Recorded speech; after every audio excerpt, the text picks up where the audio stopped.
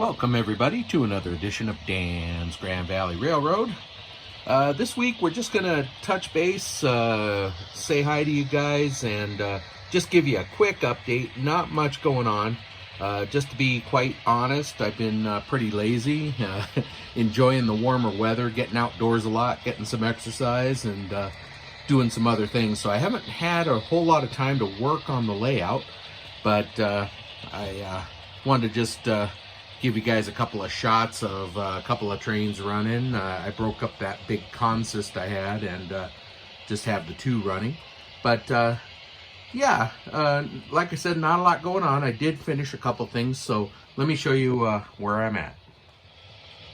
So here's the fueling station, and you can see I added some concrete steps to the bottom of the ladder. It wasn't tall enough to go all the way down, so I cut some styrofoam and I painted it concrete, and then under the base of the platform there as well. So it's sitting on a little concrete slab, and they've got a little step they can step up on. I replaced the hose with some wire that actually had wire in it, and I painted the end chrome so it looks like they've got a nozzle. That guy's getting ready to go ahead and fuel that switcher there. But yeah, so we got a little hose there that's coiled up. I just coiled it around a pencil and made it coil. So they've got their little hose there. It can stretch to either side. And didn't do much other than, you know, you saw the dirty ground. I didn't do much with this little house yet. I'm not sure if I'm going to keep it there, but it would make sense that it's like their little office. They got a little bit of, they can do their paperwork in there and stuff. But so that came out pretty good. I'm pretty happy with that. And I can fit 2 locomotives down there to get fueled. So pretty happy with that. I think I'm gonna go ahead and set it in place. Just a couple of drops of glue, because anytime I touch it, it wants to slide around. So I think I'll go ahead and glue it there. I made sure it didn't hang over the edge.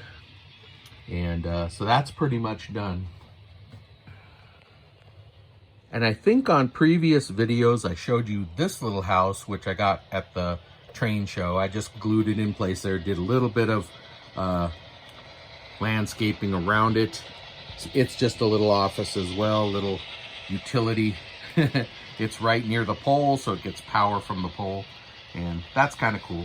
But this week I took that other little shack building that we got and I set it in place there. I used some fine ballast, made a little pathway to their side door there, and I've just got some extra trackside junk laying there. Now, it is pretty tight quarters, but here comes a train. You can see it does clear. It's got pretty good clearance. It's a little tighter than I would like, but we don't have a lot of room on this layout, so I figured I'd just go for it. Nothing will hit, but yeah, it is pretty close.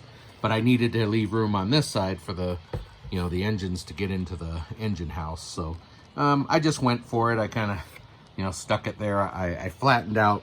I had a little bit of a hill here, and I just kind of took my X-Acto knife and carved that out. And then I just put shrubbery around it so you can't see the line. And actually, some of the glue is still drying a little bit just from the shrubbery landscaping that I put around it. Now, I didn't put a light in there, but I'm thinking I might. This has always been loose, the roof, so I could just pop that off, and then I can run a light down through there. And then it does have windows on that side. Of course, the door I put in has windows, and 2 windows on that side. So it'd look pretty cool if it had lights in it. So that'll be an upcoming project. I'll just pop this off. We'll put an LED stick-on light right there and just drill straight down through. I think actually, because it overhangs the bench, it'll actually just come through there, and I can go on through all the way down and then just pick up this light hub. So that'd be really super simple to do. But that would look cool. Just a little, I figure it's their little storage shed or little workbench, work shed. So got a guy there coming out and checking out all this Trackside stuff. He's gonna tell somebody they need to get it cleaned up or something. But anyway, yeah, so I got that, and that's pretty much it. I haven't had much time. We had a guest that joined us, and uh-oh, we got a problem over there. Oh no. Oh, it's a disaster. Wouldn't you know it? Just shut that down. And let me get to the other one. We don't need it come rolling up on the accident. So there we go. We got a major derailment. These have been running for the last 30 minutes without a problem. And during video, it has to have a major derailment here. So we're going to have to get crews out here and, man, get this all cleaned up. So yeah, that's the rest of the day shot for sure. So all right, you guys. Well, thank you so much for hanging in there with me. I do have a busy summer schedule, so you might not see a video every week, but hang in there. I'll have them as often as I can. But yeah, being retired, I've got kind of a busy summer planned, so I'll try to get as many videos as I can. I still have some plans. Like I said, we'll get that lighted.